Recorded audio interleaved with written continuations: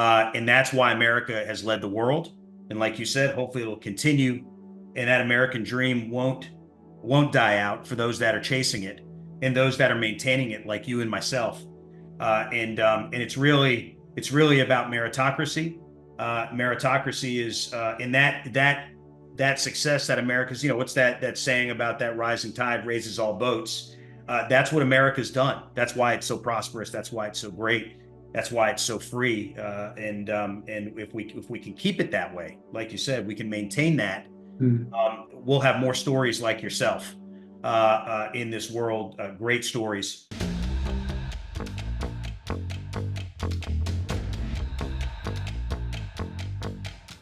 Hello and welcome to the Break Free podcast. I am your host, David Mancella.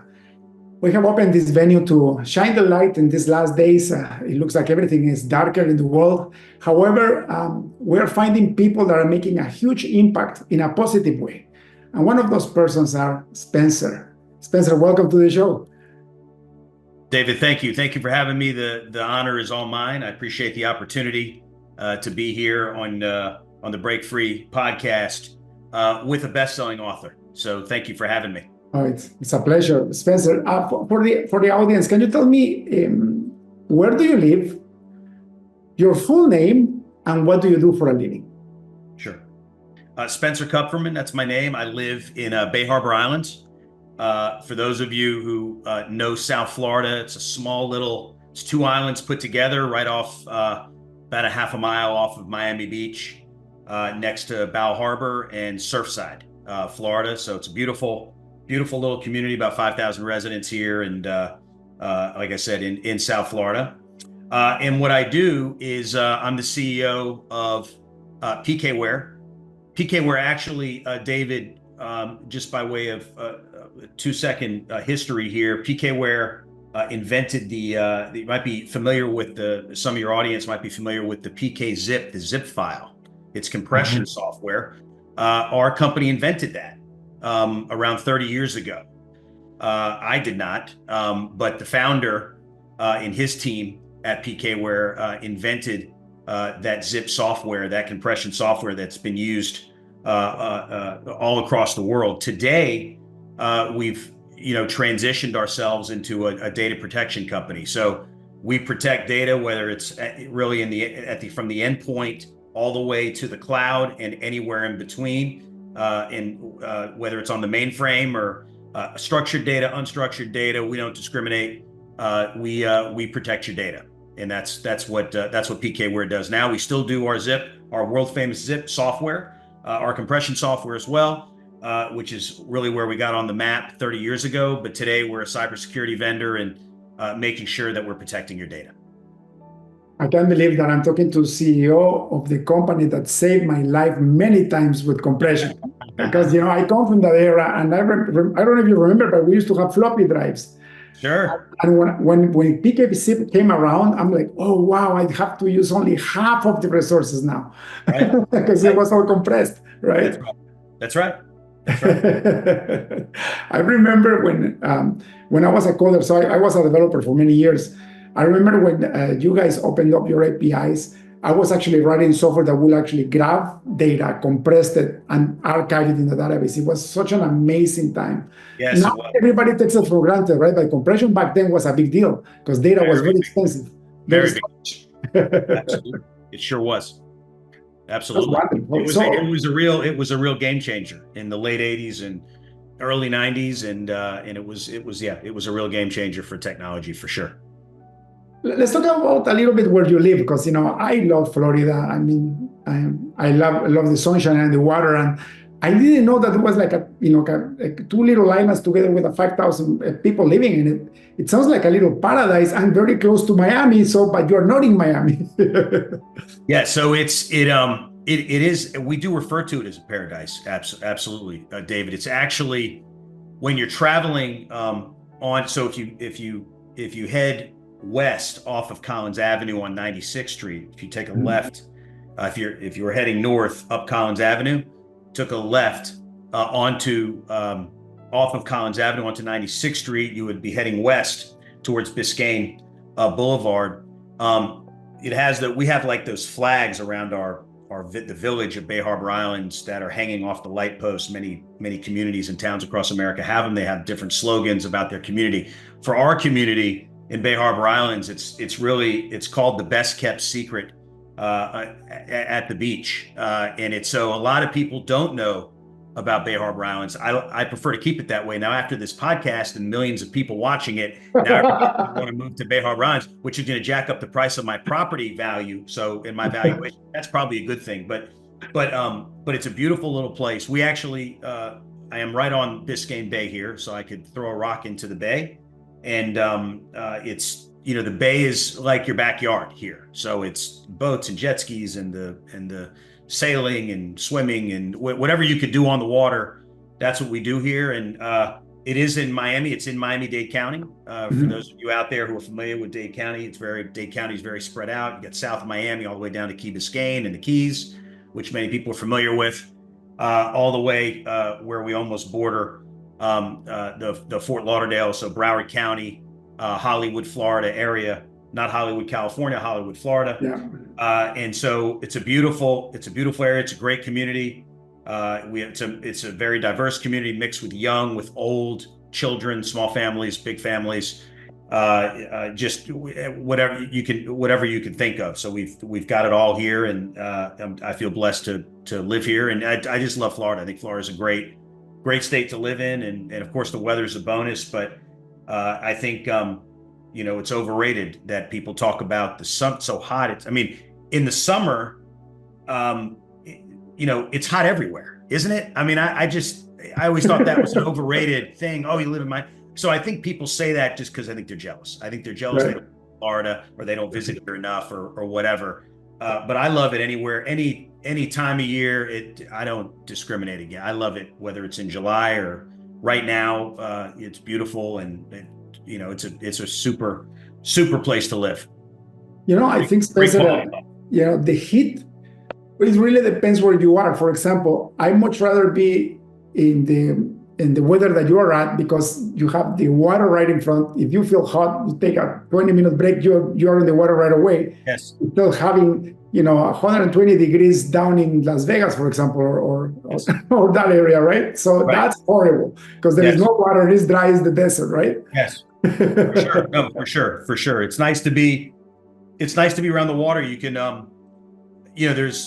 there's a breeze. I have a small, I got about a 75 foot dock on the back of my property. And if you sit there, we have chairs and everything to lounge around there. If you actually sit on the dock at night at certain times of year versus sitting right in the back of my house, closer to the actual structure of the house itself, there's actually a temperature change. You feel off the bay, there's a breeze that's more cooling down by the dock than if you're up by the house. So it is it's not a myth. It is true that if you live by moving water, and the bay is moving because it's fed actually a half a mile from here is one of the busiest cuts on the East Coast that cuts through Bow Harbor and out into the Atlantic Ocean. So there is a draft, there is a breeze that comes off the ocean here into the Biscayne Bay that's real and is cooling at certain times a year for sure. Versus, if you're not, your point is if you're in a place like Vegas and you're kind of landlocked and you got that desert heat coming down on you, it's a very different feel. For sure. Spencer, back to your career. Yes. How did you manage to become the CEO of such an important tech company? So were you in technology all your life? What happened to you? How did you get there? Yeah. So the short answer is I have been in tech pretty much my whole life. And when I mean my whole life, I mean my father was really a tech pioneer and visionary in the Research Triangle area in Raleigh, North Carolina, which is where I grew up, David. I was born in Raleigh, North Carolina, and went to high school and lived there for many years, and had another software business there in Raleigh, North Carolina, that was run by two generations. So my father and then myself became the CEO of that business. And so I kind I kind of was in technology in the womb, if you will, because my father's had been in the industry since the late '60s, believe it or not, when the whole IT world, if you will, was a $50 million industry in the late '60s, and now it's hundreds of billions of dollars worth of an industry, and so really being mentored under the expert tutelage of my father, Ron Kupferman, who, ironically enough, David, actually now sits on my board of PKWARE, which is just a Wow. huge blessing for me, and it's one of the biggest compliments of my career. You talk about my career, but that I'd say one of the biggest honor of my career would be certainly one of the biggest honors is having my father agree to sit on a board of a company that I run, and along with my private equity partners at Thompson Street Capital Partners. And really kind of growing up in it, I remember as a child just sharing a memory from childhood. The company that I'd referenced from North Carolina, the software company, the name of it was Global Software. We were in the IBM mainframe financial software enterprise software business back in the '70s, '80s, and '90s. That was our main business. And I remember as a child, I wasn't even a teen, just a small child with my siblings going to the office, and there was these huge mainframes that were literally bigger and taller than all of the children, and we would play hide and go seek in those rooms with the mainframes. And so when I say I kind of have been around it my whole life, I have been around it literally my entire life, and learned so much from so many people, not just my father, who, like I said, is a great visionary and pioneer in the space. New software was really the way of the future, but so many others that I've come in contact with and had the pleasure and honor to work with over the last 25 plus years in the space, and have learned so much from so many in being able to have this opportunity. And the way I was able to come about PKWARE, which was a part of your question. So I had sold the company Global Software to Thompson Street Capital Partners, which is a mid-sized private equity firm based out of St. Louis, Missouri. Sold them a majority of that business back in 2016. Ran it for them for 2 years and sold it again to TA. It's now called Insight Software. It's got over $1 billion market cap, and you can go check them out online. Your audience can go check them out. That was financial software, but specifically around Microsoft Excel. We built Microsoft Excel add-ins that bolted onto the world's largest and most popular ERP systems, and built a really nice business, and sold it twice in 2 years. I ran it. I was a CEO of that business, and had exited twice in that 24-month period, and it built up a really good relationship with the folks at Thompson Street. They were pleased with the outcome, as were all the investors, and they told me, "Hey, kind of hang around here." And once TA had acquired the business, I was out. They had their own CEO and their own plan to run that business, and continue to partner with them on other projects and serve as an executive advisor to some other opportunities that Thompson Street was pursuing in the technology space. And then PKWARE came on the market back right before the COVID outbreak. PKWARE came on the market in late '19, and the managing partner of Thompson Street called me and asked me to if I'd be interested in running this great company called PKWARE, based out of Milwaukee, Wisconsin, the inventor of the compression zip, and now a major cybersecurity player for the top financial institutions. We've got 18 of the top 25 banks in the country use some portion of our platform, and of course I was humbled and honored, and it was an easy decision. Love working with the folks at Thompson Street, and saw this great opportunity with this company at PKWARE, and the people were fantastic. They reminded me a lot of the people that worked at Global Software, the same work ethic, same mentality, hard hat, lunch pail mentality, and just was really appreciative of the opportunity that Thompson Street gave me, and jumped all over it. And that was 4 years. That was April 13th of 2020. David, we closed on the business the day that we did the national shutdown for COVID. Wow. The same day. Yeah, that's right. And if you go and look on the private equity ticker, I want to say that we were Thompson Street, and the acquisition of PKWARE was the only acquisition in the United States that day that happened during. Of course, everybody thought the world was coming to an end, and so. But it was a great play by Thompson Street, and they acquired PKWARE at the right time. I partnered with them to do it, and we're now, I can't believe it, 4 years almost to the day, just a few months out from our fourth year anniversary. And it's fantastic. And I was able to bring a number of people who wanted to join me at PKWARE from from our global software days, kind of got some of that gang back together over that period of time. And here we are running that business, making moves and trying to do exciting things in the cyber data protection space. Spencer, I love your story because, I've been involved in the financial aspect of software companies all my life. I mean, I run 7 different businesses. Six of them are in the tech space, and then I have a real estate business on the side. And one of my main companies, they build custom software solutions for other software companies. And so we see how, people buy and sell businesses. And I know for experience that most of those transactions end up in ruins. And having this beautiful example with you where things actually work out, where you have financial backers that are good people, that are trusting in good entrepreneurs, and that they buy, and then through the acquisition, you're able to sell again. That's, it's beautiful. Yeah. I'm full of shivers because honestly, you guys are the exception. It's not easy.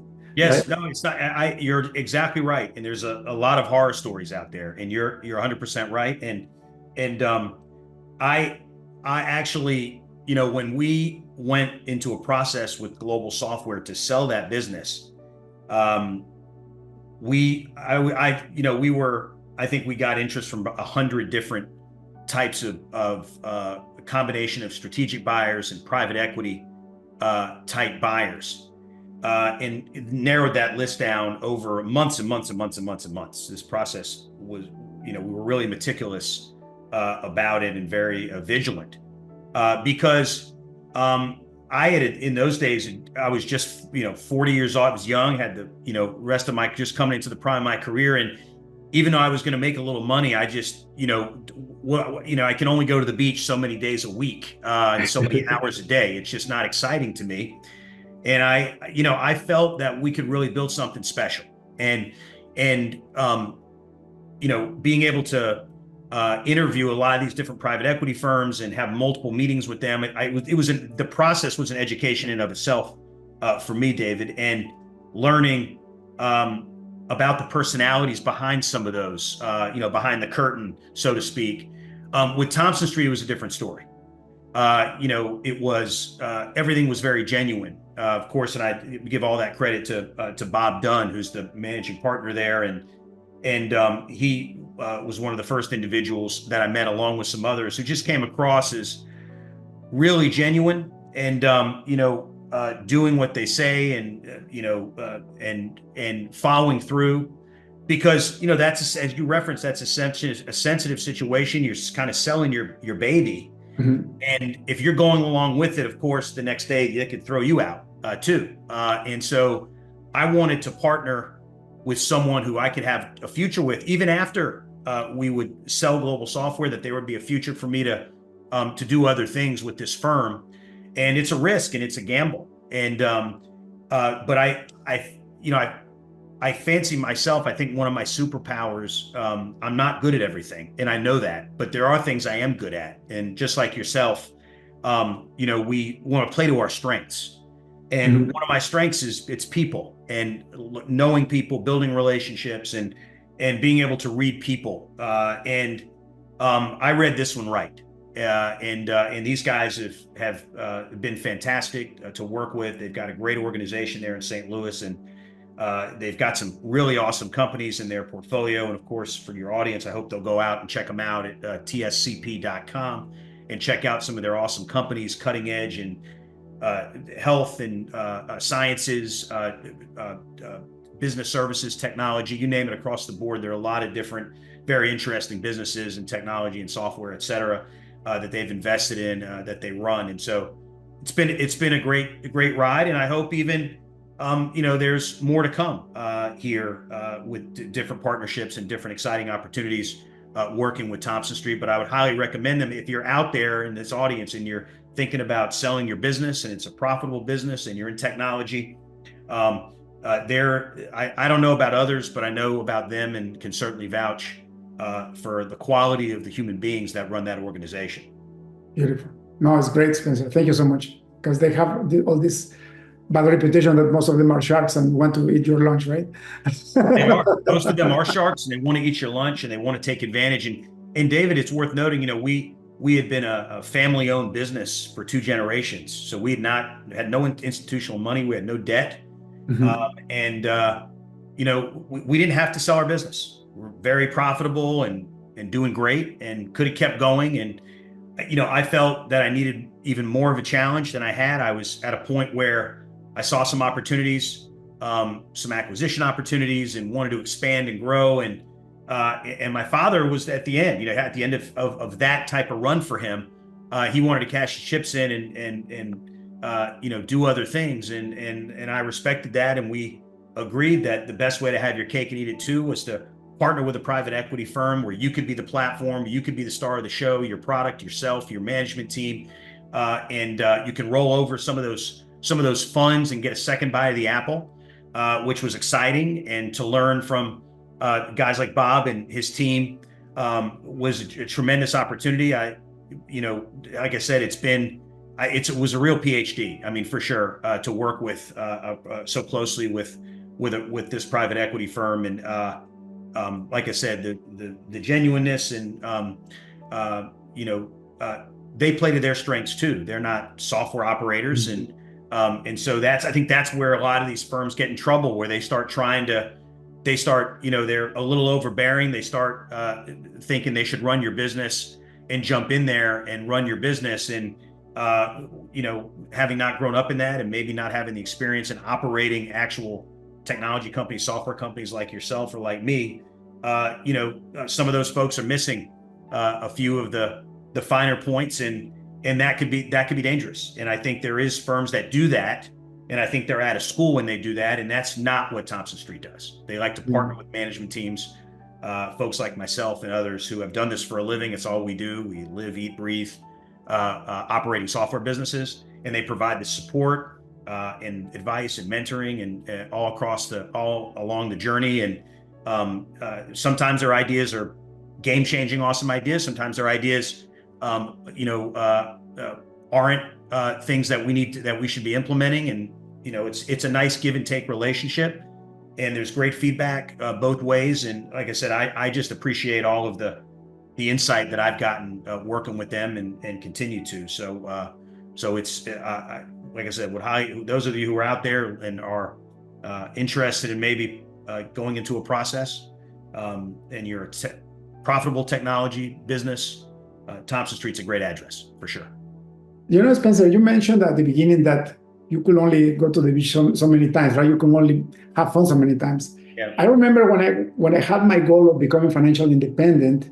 Yes. And I achieved it in 2014. I'm like, okay, I'm set, right? Right. So I grabbed my wife, grabbed my kids, started traveling the world. And so we did that from 2014 to 2017. Oh, wow. Most of the winters we will live. Of course, I will have eyes on the businesses and stuff. Yes. But I will be mostly having fun with my family. Recovering the years that I lost because, at the beginning I worked 17 hours a day to make it happen for many, many years. Yes. But after, at the last year, my wife looked at me and she said, "What are we doing?" Because we got bored. And you know what? It wasn't a full-time retirement. It was we just did 2-3 months a year, just going away and having fun. Sure. But even that got tiring. Yes. Yeah. So what happened to you, Spencer? Once you were made, what was your mentality of coming back? Because a lot of people say, they say to me, "Why do you keep going? what's how greedy can you be? And then I tell them it's not about the greed, it's about the fulfillment and maximizing what God gave me as my treats and how can I bless the world with myself, right? Yes, 100%. For me, I had a career as a collegiate athlete. I was a basketball player in college and in high school, and I really learned a lot of my life skills, things I use even today, on the basketball court, learning how to compete. I think that's an underestimated and unfortunately in this generation these days, with the children coming up, not a skill that's valued as much as I think it should be. I didn't go to Harvard, I didn't go to Princeton, didn't go to Yale, and maybe these days that's a good thing. But I learned how to compete, and I think I've got a reasonable brain between these ears. Like I said, I'm not, wasn't going to go to an Ivy League school, and but really became a master of my craft. But the competition part of it, meaning, okay, you make some money, like you said, you're set, you're traveling. I've traveled around the world too, and done those things, and been blessed to do them, and see different parts of the world, and spend some beautiful times with my family, and that's great. But that solves a different itch. It doesn't solve the competitive issue. And I feel like my father's always told me, my father always had this fear of like not working and not competing anymore. And once you stop doing that, you're on your way out. Mhm.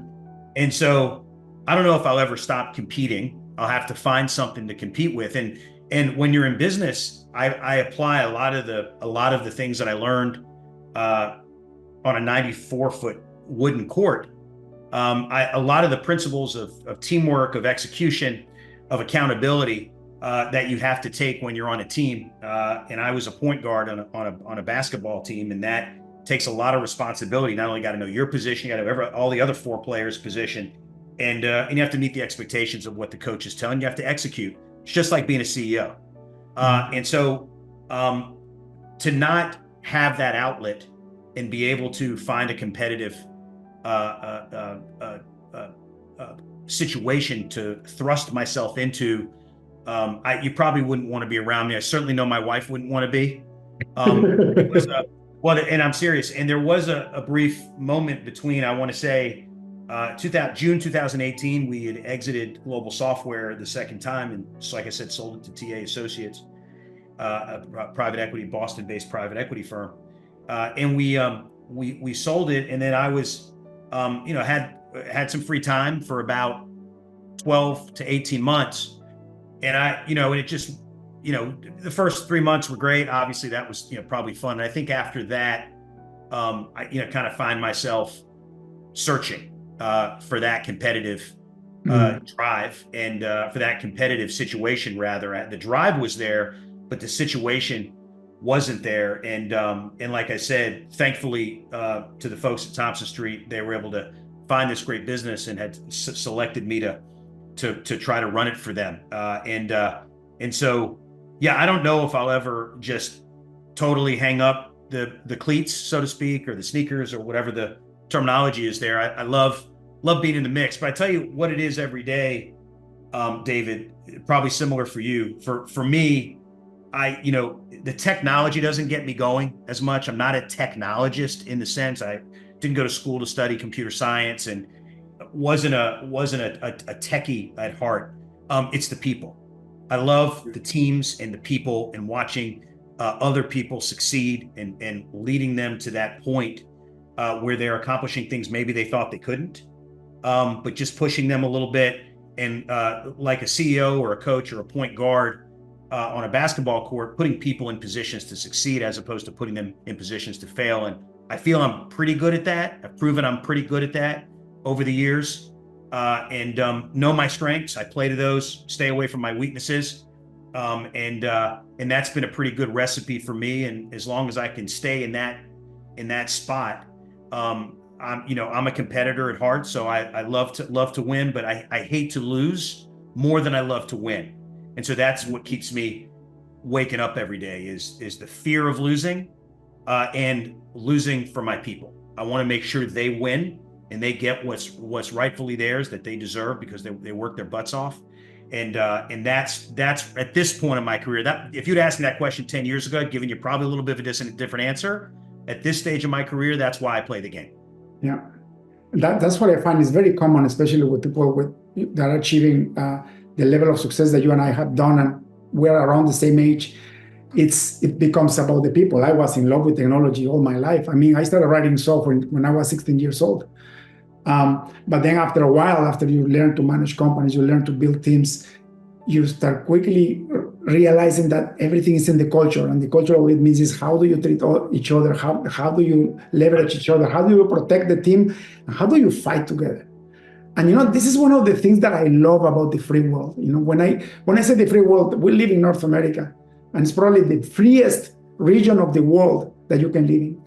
And I hope we never lose that, because the whole concept of competition, Spencer, is what makes these countries great.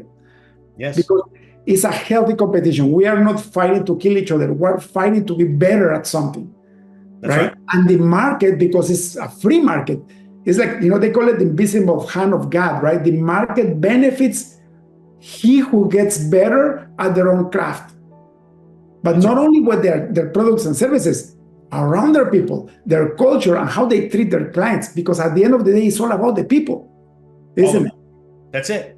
It's all about the people. There's so many stories, and you've seen them in your days, so many stories of people building great technology right in their garage, in their bedrooms, in their attics, in the basements. So many great stories. But at the end of the day, it's people that move things. And though it's really all about the people. And couldn't agree with you more. It is what makes America great, is our capitalistic, really the concept of capitalism is really it's really the foundation that's meritocracy. That's exactly what you're talking about, is creating this merit-based approach where we have a healthy competition, the best guy, the best woman, whoever wins. And that's why America has led the world. And like you said, hopefully it'll continue, and that American dream won't die out for those that are chasing it and those that are maintaining it, like you and myself. And it's really about meritocracy. Meritocracy is in that success that America's, what's that saying about that rising tide raises all boats? That's what America's done. That's why it's so prosperous. That's why it's so great.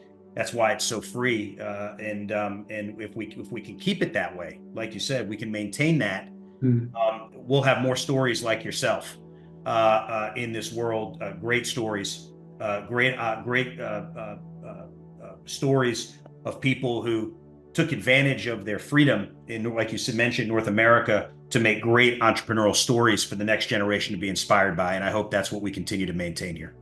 Beautiful. Well, as long as I live, I'll try to keep going until. Please do. Please do.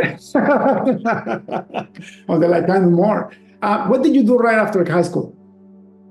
After high school. High school, I went right to after high school. I went right to college. I was in those days probably interested in a couple things.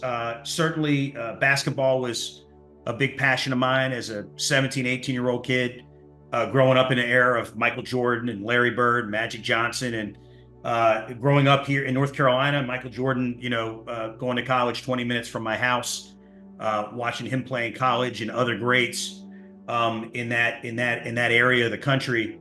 Where I grew up, basketball was religion. So I was really pursuing, that part of my career in going into college to play basketball, and then of course chasing a few girls in between when I had time.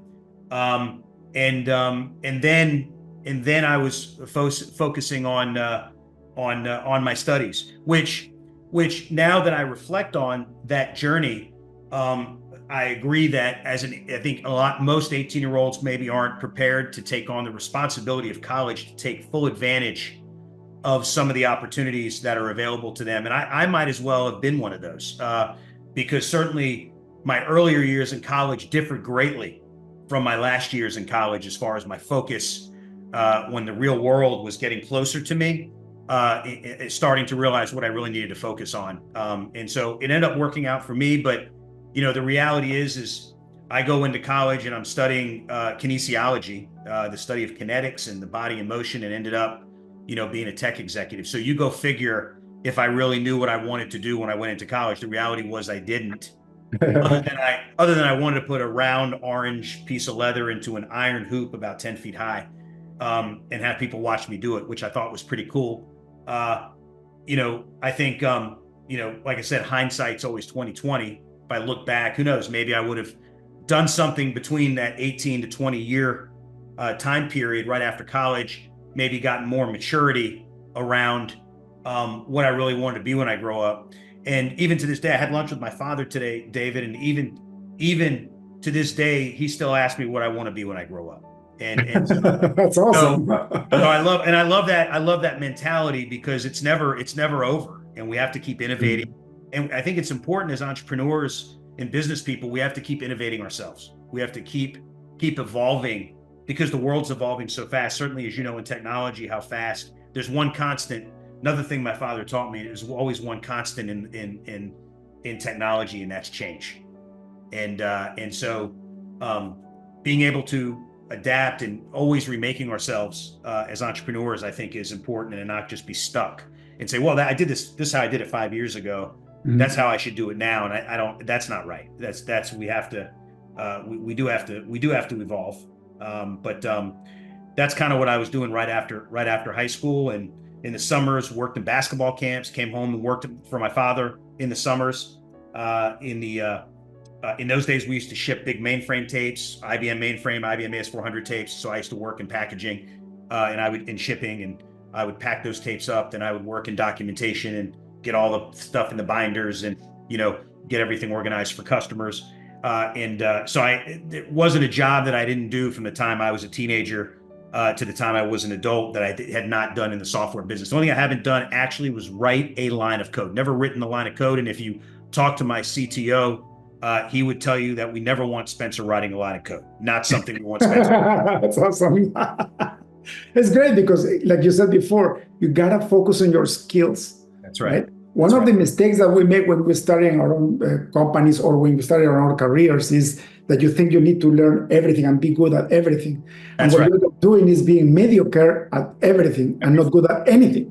When you have, I'm a man of faith, and I am a man of faith because I am a computer scientist, and I see how people are born with different skill sets, that we all are individuals are forming a huge body of humanity, right? Yes. So why would I, in my case, was hardware, right? Why would I learn how to create microchips and do microprocessors when I had this beautiful ability of write software on top of that? That's right. 100%. But at the beginning, I thought I needed to learn, so I actually got into it, and I'm like, I'm just wasting my time. If I like software, why don't I just become the best software programmer I can ever be? That's it. You play to your strengths. It's not that complicated once you figure that out. And you're right. Too many CEOs and executives make that mistake where they feel they need to be good at everything for their people. And I think my management team, our employees, I make it a point to let them know what I am good at and what I'm not good at. And I think that transparency and vulnerability, to an extent, goes a long way in earning credibility with your people and your partners. Spencer, the first time that I really tasted success in my life is when my ego got humbled enough for me to learn that I need to hire people that were better than me. Right. That's right. So I tell everybody, I have to be the lowest link in the chain. Yes. Yeah. You have to be. You can't be the smartest guy in the room. And I'm certainly not. I'm the first person to say that. And I think that is a big reason why myself, my father, I think we've always had this success, because we're always looking for our own ideas to be challenged in a productive way, where we surround ourselves with people who complement our skill sets. I think that's the sign of a really good executive, is someone who's complementing your skill set, my skill set, with people who have different diverse skill sets, backgrounds, people who look at situations differently. Maybe they see something differently they can point out than I've seen. And I think that's where you come to great solutions and solve problems. And that's important. You certainly you shouldn't be that leader where you've got a bunch of yes men, yes women around you. That's a recipe for disaster. It's great. It's fantastic for the ego. I mean, it's great for the ego, but we know our ego is our enemy. It's not our ally. And when we let the ego start running things, then our bank accounts are not really nothing to show for it. Our egos don't care about our bank accounts. They don't care about our prosperity. They don't care about our health. And so all they care about is our ego. And so we definitely certainly have to find ways to be humbled. And there's all different ways we could be humbled. It's also probably one of the reasons I have my father on the board, because right when I think I know it, he opens his mouth in a board meeting and says something that I didn't think it. Well, how come I didn't think of that? Well, I don't know. I've been doing it for 50 years, Spencer. So you're 100% right. Couldn't agree with you more. In the Bible, there is a blessing that comes by honoring your father and your mother. That's right. And I can see that exactly in action with you, right? By Yes. honoring the wisdom of your father, you're getting blessed abundantly above and beyond anybody else that is around you anyway. Yes. So one last question, Spencer. It's been 45 minutes. I can't believe it went so fast. And I want to respect your time. Yes. If you had access to a billboard in front of the busiest highway on earth, what would you recommend? What would it be? Well, since you're talking about faith, let's stay with that. How's that? I know you're a man of faith, as I am a man of faith as well. So let's stay with that. So what I would put on that billboard is the following. I would say when you get what you want, that's God's direction. When you don't get what you want, that's God's protection. Wow. You like that? People knew that there will be no anxiety in the world. Oh, yeah. Right? Yeah. Fear, anxiety, you eliminate that. If you apply that to your life and you really mean it. Yeah, you really mean it. It's it. That's really, that's a level of belief. You have to understand. I've been rejected a lot, just like you, all entrepreneurs, people who go out and try to do things and break barriers and do things where people say you can't do them. Even as an athlete, I was rejected in a lot of different ways too. So I'm used to that over time, over different sectors of my life, having been rejected or told I couldn't do this, or I'm not able to do that. And so there's two ways to always look at that. And I at first I would always look at it and say, woe is me. Why did I get cut? Why didn't they select me for that job? And it's easy to do that. And that might be a natural human response to that. The other way to look at it is to say, oh, I get it. There's a greater being, there's something greater out there than just me. That's protecting me. It doesn't want me, because everything is, I think everybody's life has a meaning, to the point where wherever you are in your life and wherever you're going, that's where you're supposed to be.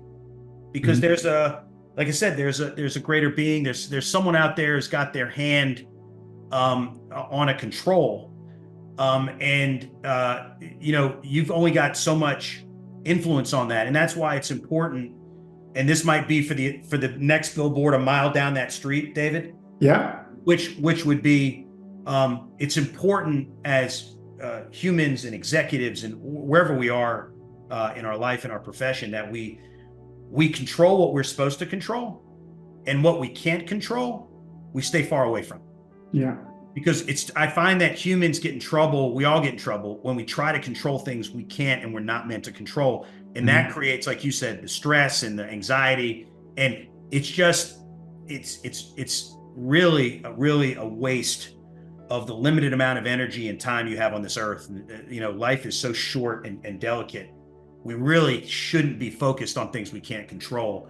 And we have to realize that if we can't control it, and it was something that we wanted and we couldn't access it or get it, whether materially, spiritually, or otherwise, then there's a certain protection that's happening that you need to recognize. And the quicker you recognize that, the quicker you can move on and focus on productivity and things in your life that does represent God's direction. And I'm a believer in that, and that's what I put on those billboards. Can I get two billboards, not just one? Can I get two? Of course, yes, that'd be great. I have lived by experience what you're saying, because the Lord has allowed me to get what I wanted that wasn't supposed to be for me, and it's just like a pie in my face. Yes. And the pain of getting out of that was horrible, to the point that I'm like, Lord, please, if it's your will, do it. Otherwise, I don't even want to do anything with it. That's right. That's right. That's exactly right. And you're living proof of that. And so it works. If you, like you said, if you can embrace it genuinely, the protection versus the direction concept, and have a belief in that at some level, I think it makes our lives that much more seamless to try to make it through, because life's just a difficult program anyway. Yeah. And there's all sorts of things that complicate it. So you're, like I said, you're living proof of that, and I've seen that in my own life, like I said, with rejection and things that I can't control, and staying away from those things. And that would be my advice to any of your listeners, and even those up and coming entrepreneurs and folks who are looking to break into tech or any other entrepreneurial venture. You just focus on what you can control, and if you don't get it, it's because there's something out there it's protecting you. There's a reason you weren't supposed to get it, and start focusing on what that direction really should be, and you'll have a great outcome eventually, for sure. It's beautiful. Spencer, thank you so much for your time. If people would like to learn more about PKWARE, where can they find you? Where can they get access to your services? Sure. You can check us out at pkware.com. So it's www.pkware.com. So pkware.com. You can check us out there. Of course, I'm on LinkedIn. I think that's how we found each other. And you can come check me out on LinkedIn, on my LinkedIn profile. Drop me a note over LinkedIn. I'm pretty responsive even to strangers. So feel free to drop me a line anytime. And been an honor to be here with you, David, and looking forward to more successes. And the next time we can chat. Sounds good. Spencer, God bless you, and have a beautiful rest of the week. You too. Thank you. Thank you, David. Thank you again. Cheers. Cheers. That's all for today's episode of the Break Free Podcast. Head on over to iTunes and subscribe to the show. Starting your own business can be tough, but it doesn't have to be. Visit davidmansilla.com to pick up a copy of the #1 international best-selling book, Breaking Out of Corporate Jail. Expand what you consider to be possible and reach your full potential. And join us on the next episode.